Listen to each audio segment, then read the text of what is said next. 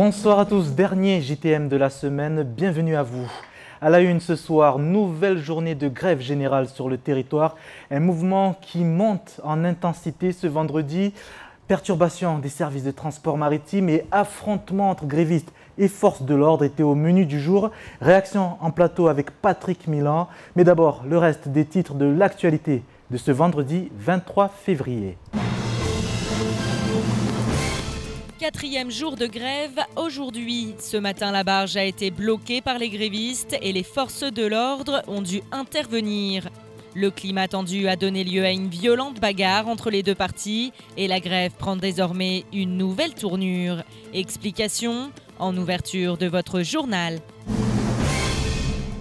Le projet Restauration écologique du Conservatoire du Littoral touche à sa fin au lac Diani. En effet, la troisième phase de plantation d'espèces indigènes est en cours et nous étions ce matin aux côtés de l'institution et de la pépinière Pau Concept. Reportage au cours de cette édition. Le coup d'envoi de la Supercoupe de Mayotte approche. Samedi, le football club de Mtsapéré défendra son titre face aux jumeaux de Mzouazia. La présentation de la rencontre a eu lieu ce matin lors d'une conférence de presse durant laquelle nous étions présents. Comme annoncé, quatrième jour de grève générale à l'appel de l'intersyndicale ce vendredi.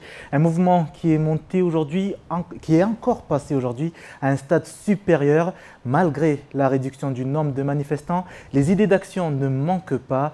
En tout début de matinée, la barge a ainsi été prise d'assaut, mais les forces de l'ordre présentes sur place se sont interposées.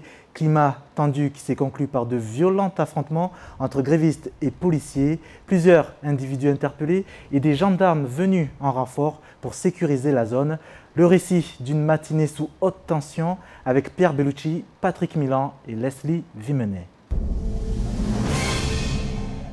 Les grévistes étaient à nouveau sur le pied de guerre ce matin afin de montrer aux autorités que la détermination ne faiblit pas. En effet, selon Ousseini Balahachi, tant qu'aucune réponse ne sera apportée, le mouvement se poursuivra. Non, on n'est pas du tout prêt à lâcher tout simplement parce que la raison pour laquelle nous sommes en mouvement de grève aujourd'hui, c'est qu'il y a un problème réel et sérieux. Et à partir du moment que les autorités publiques et politiques, je veux dire publiques administratifs et politiques, n'arrivent pas à nous apporter les réponses nécessaires nous permettant de sortir dans cette spirale de situation d'insécurité. Alors c'est la raison pour laquelle nous allons démontrer notre force de tenir jusqu'au jour où nous pourrons nous faire entendre. Ce matin, l'épreuve de force a rapidement débuté entre grévistes et forces de l'ordre. Après avoir cadenassé le portail menant à la barge, les manifestants ont tenté de bloquer les rotations par tous les moyens. Une action qui, selon les membres du collectif de Mayotte, s'est faite spontanément. Les Maoris se sont décidés, c'est une action non concertée, mais une fois qu'il est arrivé et que ça a été dit, je pense que ce qui va se passer à partir de maintenant, des actions coup de poing comme ce qui vient de se passer aujourd'hui là, parce que les gens qui sont là, ils doivent agir. Et s'il n'y a pas de réponse qui vient, je pense que ça ne fait que commencer ce genre de choses. C'est une action très claire qui n'était pas du tout concertée, mais qui fait que dans la spontanéité, dans cette douleur, dans cette, dans cette sensation d'inaudibilité, parce que là, nous avons l'impression que personne n'entend. Donc c'est ce qui va se passer à partir de maintenant dans plusieurs lieux ici à Mamoudzou et peut-être ailleurs aussi. Face à la vigilance des forces de l'ordre, certains grévistes ont décidé de se jeter à l'eau afin de se rafraîchir, mais également d'empêcher la barge d'accoster. C'est une baignade qui empêche la barge d'accoster. Mais c'est une baignade avant tout de rafraîchissement. Parce que 3 jours sur la route par rapport à l'insécurité, on a compris ce que ça voulait dire. Mais au préfet aussi de se réveiller et d'arrêter de prendre les Mahorais pour des minables. Hein? Parce que lorsque nous on a besoin juste d'un agent pour être dans les établissements, pour que les établissements ouvrent et que nos enfants réintègrent leur scolarité, ça le préfet n'est pas capable de le faire, mais quand il faut empêcher les gens de manifester contre l'insécurité, là il y a toute son équipe qui est là devant nous. Au fil des minutes, la situation sur place est vivement tendue. Certains passagers bloqués et risquant de rater leur avion se sont fait entendre. En fin de matinée, les choses ont fini par dégénérer. Le commissaire et ses hommes se sont retrouvés bloqués par les grévistes. Et la suite se passe de commentaires.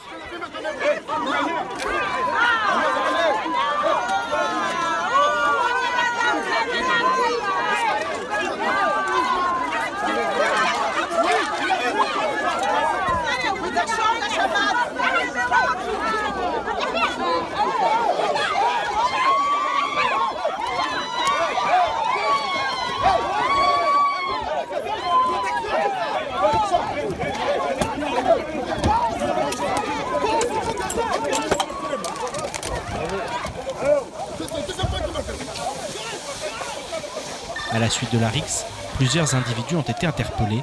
Les gendarmes ont été appelés en renfort afin notamment de sécuriser le quai de l'Amphidrome. Sur place, la tension n'est pas redescendue et des femmes ont fait front aux policiers pour leur demander de relâcher leurs collègues et les inciter à soutenir leur cause. Vous avez toutes les choses à la maison, que s'il vous plaît. Nous, on veut mettre les minouettes parce qu'on en a marre. On en a marre, Mayotte. Il n'y a pas de sécurité. Nous, on pense que c'est la sécurité. Allez voir, ce n'est pas la sécurité qui sont venus à Mayotte. S'il vous plaît, il n'y a pas de justice. Dans l'après-midi, les grévistes se sont rendus au commissariat afin d'exiger la libération des 3 individus interpellés. Le tout dans un climat qui fait craindre de vives tensions sur le territoire dans les jours à venir.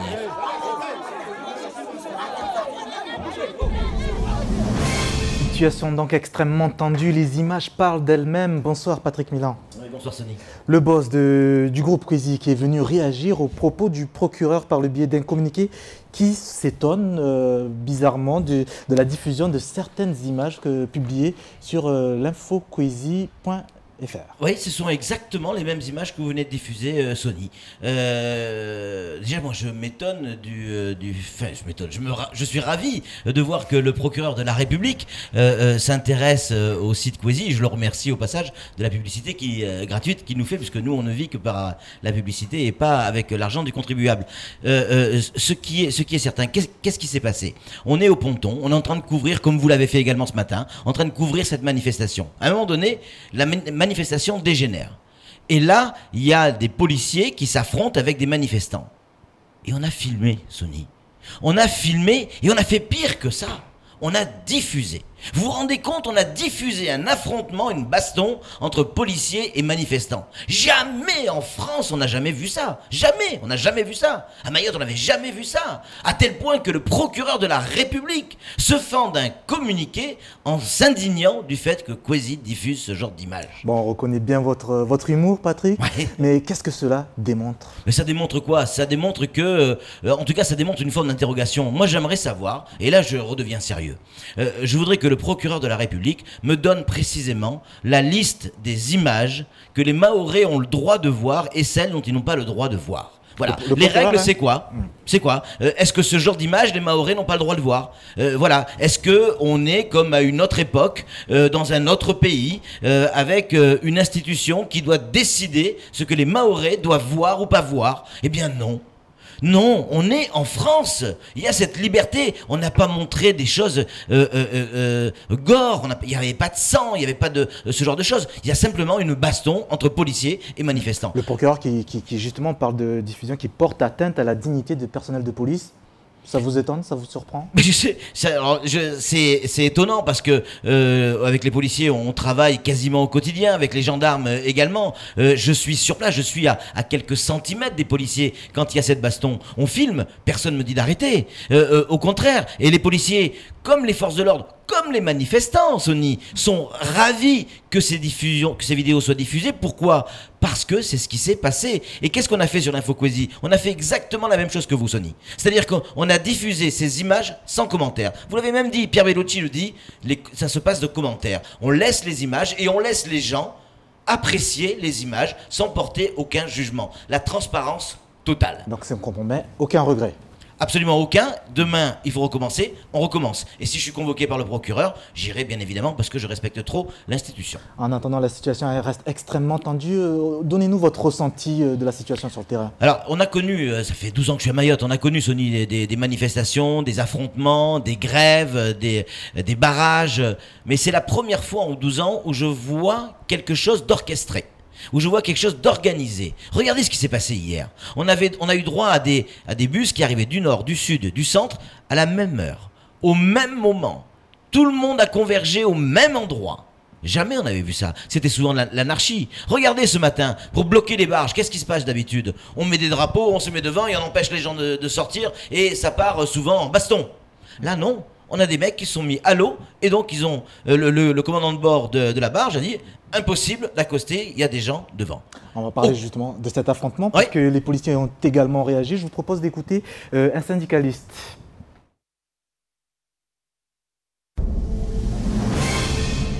Oui, nous déplorons que certains manifestants se trompent de combat. Je veux dire, quelles que soient les raisons qui peuvent pousser quelqu'un à manifester, rien ne justifie qu'on puisse frapper un policier.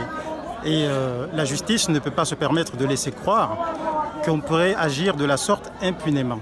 Et je veux dire aux manifestants que si les policiers sont présents lors des manifestations, c'est pour s'assurer que la manifestation se déroule dans de bonnes conditions. C'est pour s'assurer que ceux qui se déplacent pour manifester puissent le faire sans être inquiétés. Aujourd'hui, malheureusement, ils ont été inquiétés par des individus qui étaient présents manifestement pour semer la zizanie. Une réaction, Patrick, par rapport à cette réaction du policier? Il a raison.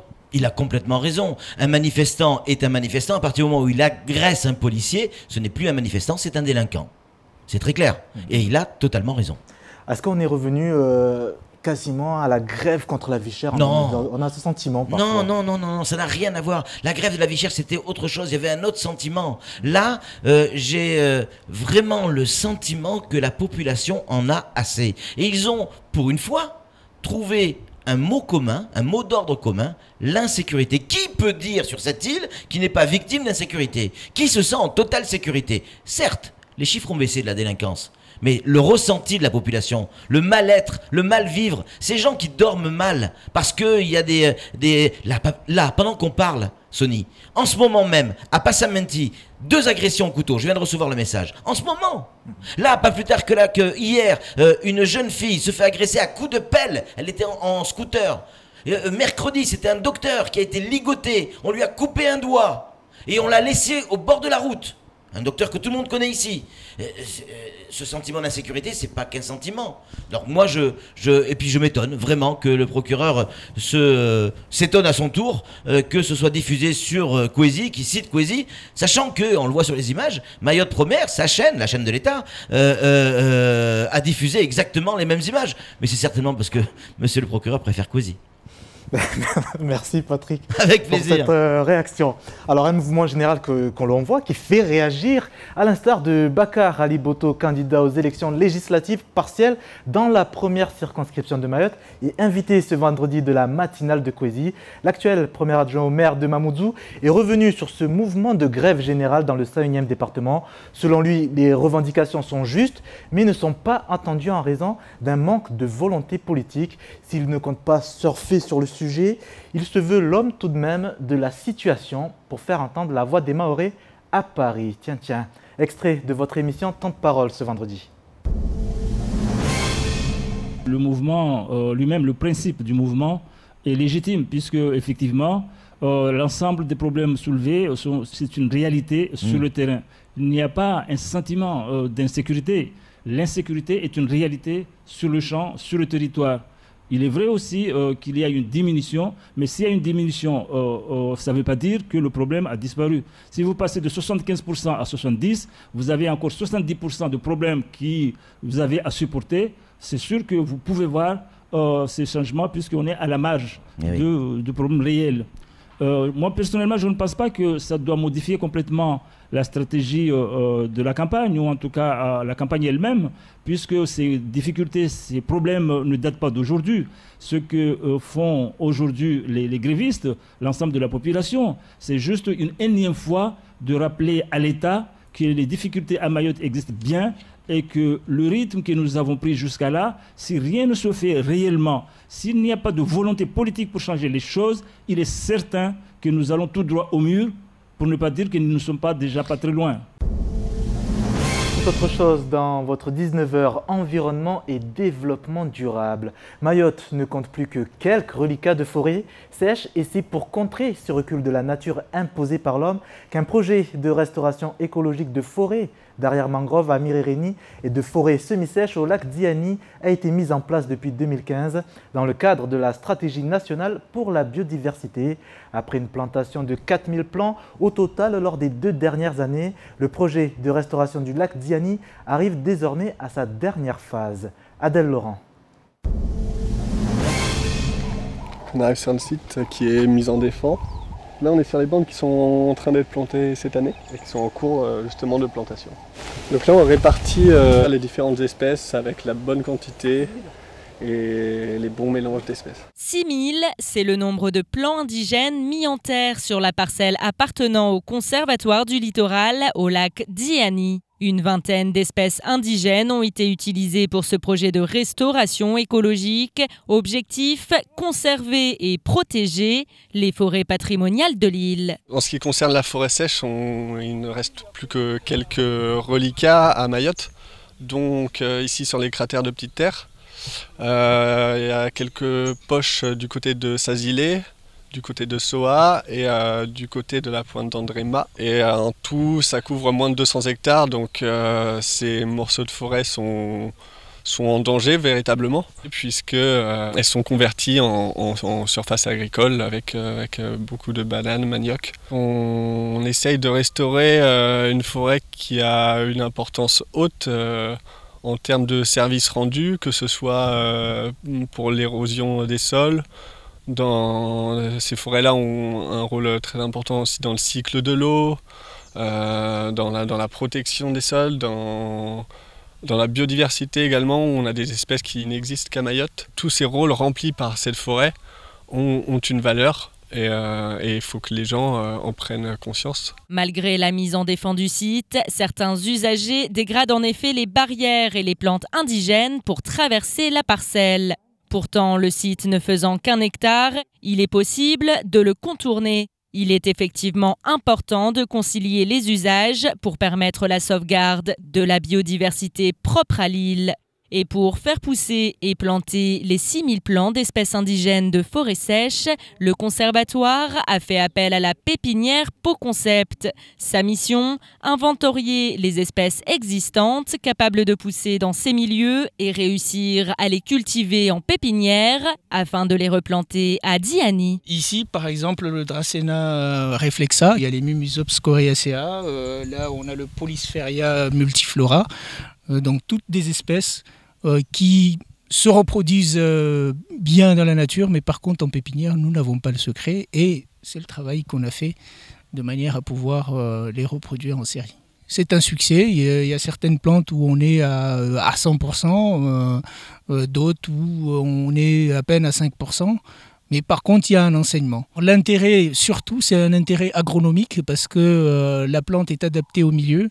Elle n'a pas besoin de se battre pour s'adapter à des sécheresses que l'on connaît régulièrement, mais aussi un intérêt écologique. Donc pourquoi importer d'ailleurs alors que chez nous, on a une richesse qui est exceptionnelle.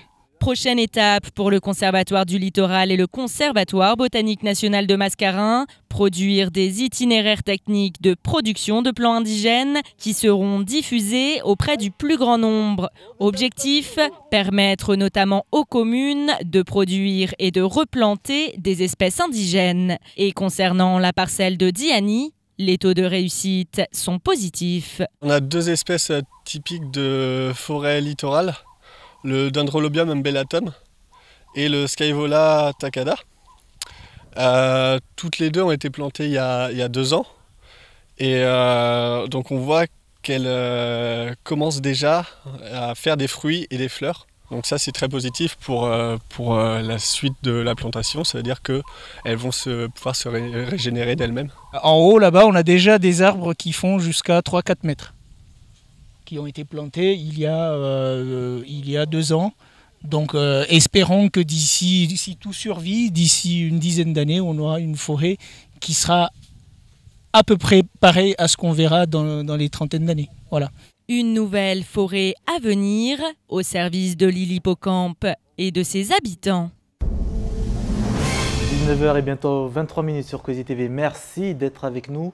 Tout de suite, le reste de l'actualité locale de ce vendredi 23 février dans les brèves de Pierre Bellucci et Leslie Vimenet.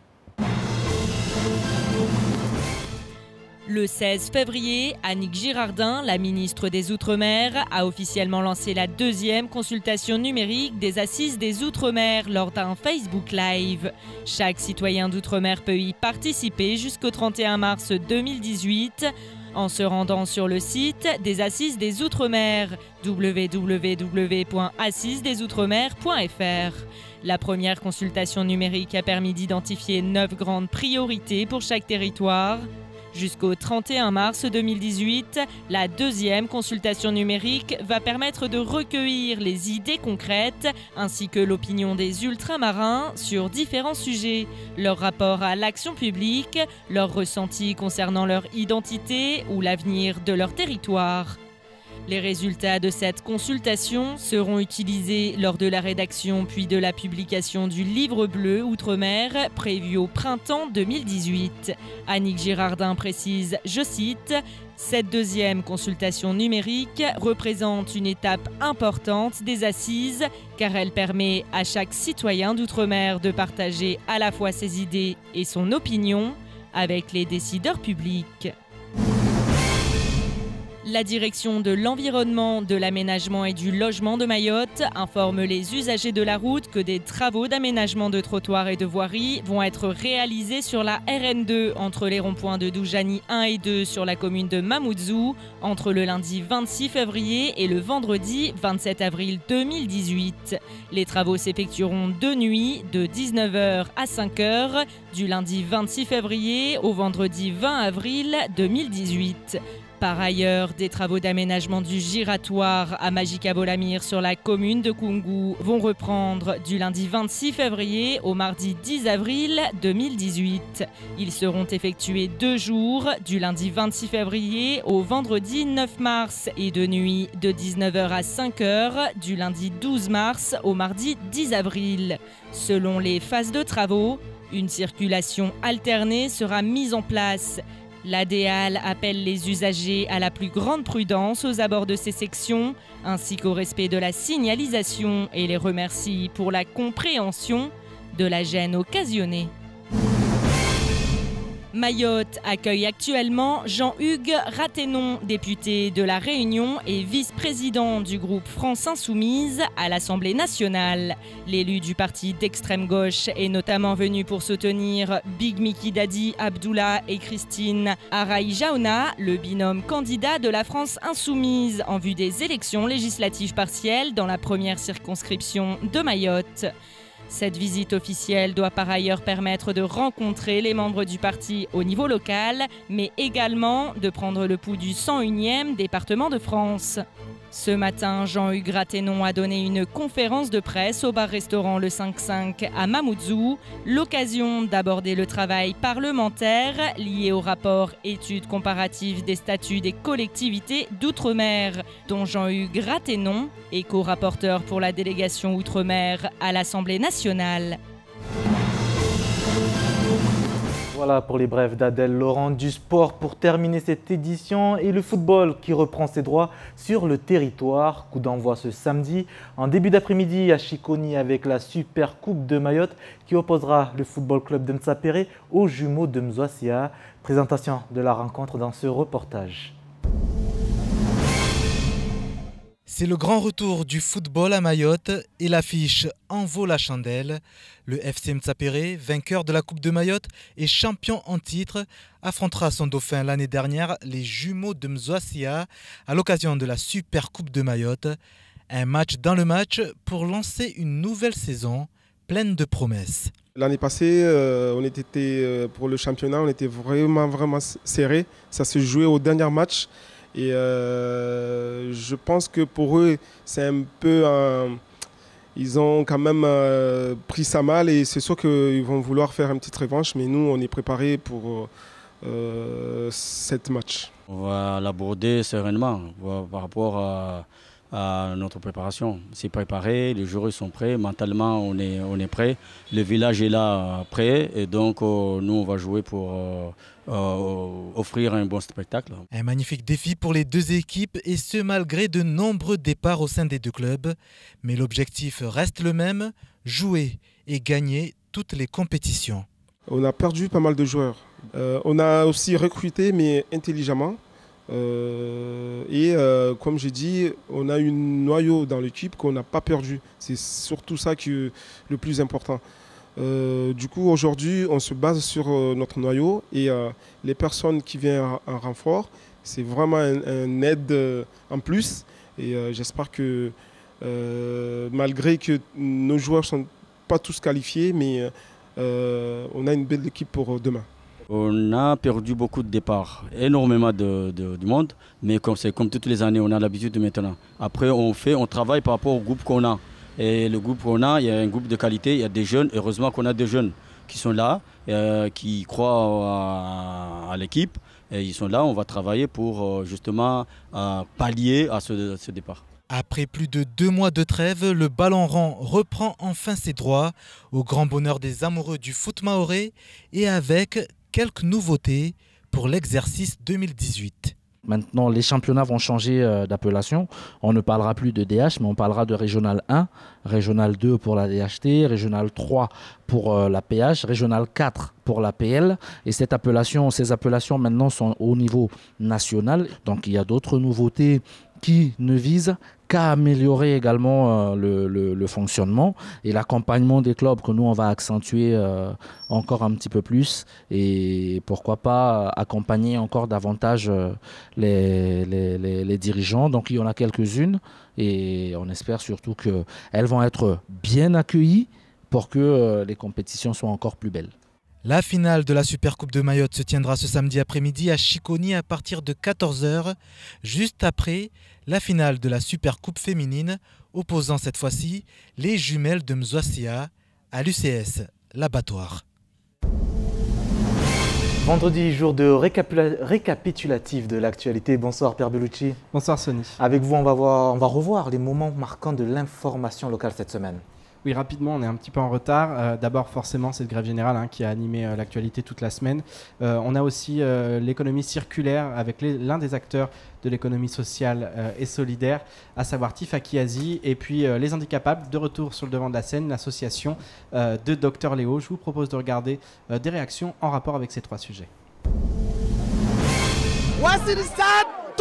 Préfet na jijele babu wande zao askar swatsaha na wafanye démission ya mwanadamu hahe na weke na haya dégage. Préfet, juge, dégage. Le préfet ne maîtrise plus rien. On a l'impression qu'il ne maîtrise plus rien parce qu'il envoie des informations faussées au niveau national. Quand il dit que la délinquance a baissé, alors qu'on se fait agresser tous les jours, maintenant dans nos maisons et bientôt dans nos lits. Ça, c'est une affaire qui devient de plus en plus grave. Ce qui le préoccupe, le préfet, c'est de régulariser massivement la communauté comorienne qui veulent absolument avoir des papiers français au détriment de la sécurité et du dialogue. On a un taux de chômage très important, donc ça c'est le chômage officiel, mais il y a un chômage qui n'est pas mesuré, et qui est important. On a beaucoup de personnes qui sont exclues du marché du travail. Il faut savoir aussi qu'à Mayotte, on a le système éducatif est arrivé tardivement, donc beaucoup de personnes sont exclues du marché du travail, de l'économie sociale solidaire, et là pour permettre à ces personnes-là d'avoir une chance d'intégrer le monde économique. Donc par le biais des mises à disposition chez les clients, les particuliers et les professionnels, donc ils acquièrent une expérience, ils acquièrent un savoir-faire pour pouvoir trouver un travail durable. Moi, après avoir fini le tour de Mayotte, j'ai terminé à La Réunion, c'est vrai, et dès que je suis arrivé à l'île de La Réunion, c'est la première chose qui a émergé dans ma tête. Pourquoi ne pas faire le tour de La Réunion? Ouais. Et donc du coup, par le hasard fait bien les choses. Je suis tombé sur Cédric Bussman et là, il a été emballé par le projet et ça y est. qu'on va de l'avant. Tu vois. L'année dernière, on a fait le tour de Mayotte.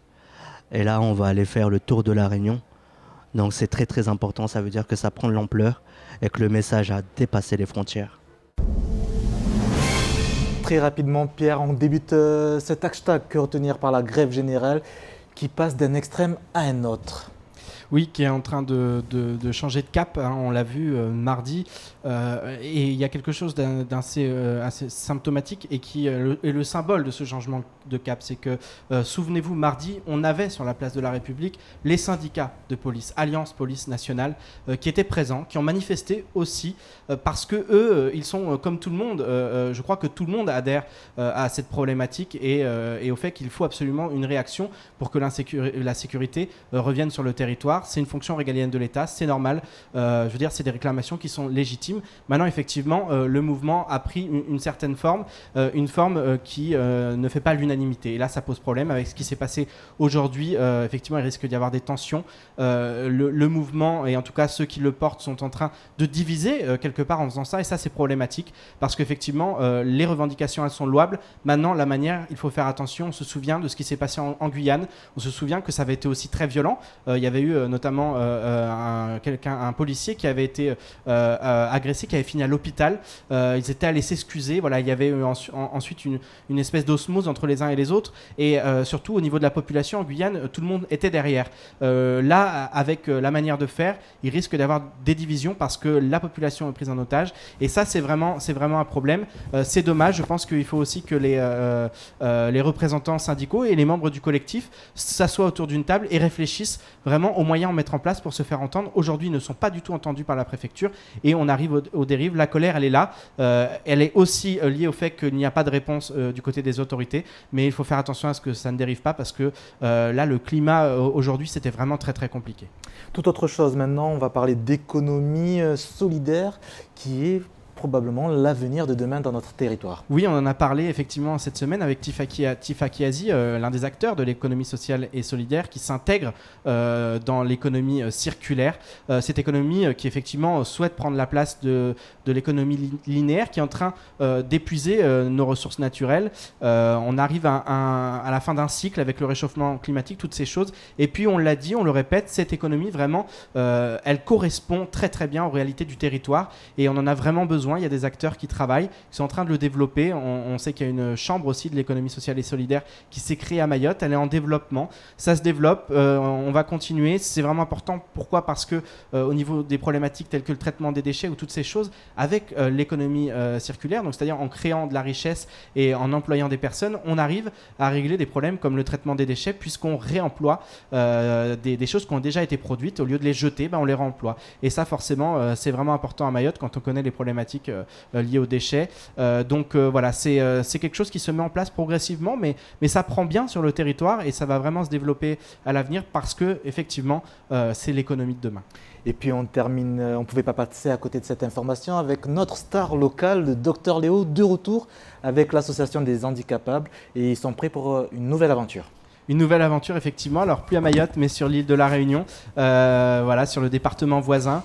Il a pu rencontrer des personnes aussi représentants d'associations à la Réunion qui sont vraiment emballées par ce projet. Dr Léo, on se souvient, quand il a lancé cette idée de faire le tour de Mayotte, c'était vraiment quelque chose qui lui faisait envie, mais c'était compliqué et puis il a réussi, il a eu le soutien, un vrai soutien populaire, ça a permis une visibilité de ces personnes en situation de handicap, c'est très important. On sait que par exemple à La Réunion, la visibilité est tout autre parce qu'un travail a été fait en amont depuis plusieurs années avec les associations qui travaillent sur le terrain et qui essaient de faire prendre conscience à tout le monde que ces personnes en situation de handicap, elles existent, elles sont là et elles ont besoin aussi qu'on les prenne en considération. On sait qu'à Mayotte, il y a une vraie problématique parce qu'il n'y a pas les infrastructures qui vont avec et voilà, ça va être quelque chose que les médias vont reprendre. C'est aussi le but, c'est de faire parler, comme il l'a dit, c'est en train de prendre et c'est très très bien. En tout cas, nous on sera là pour suivre cette action. Évidemment, et à noter que c'est Dr Léo qui a inspiré justement les handicapables 974 pour faire ce tour de la Réunion. Tout à fait, comme quoi à Mayotte il y a des idées. Merci Pierre pour ce récapitulatif de l'actualité locale cette semaine. Merci à vous également de nous avoir suivis. C'est la fin de ce journal. À suivre sur vos antennes la suite de votre programme. Passez une agréable soirée et un excellent week-end sur Kwezi.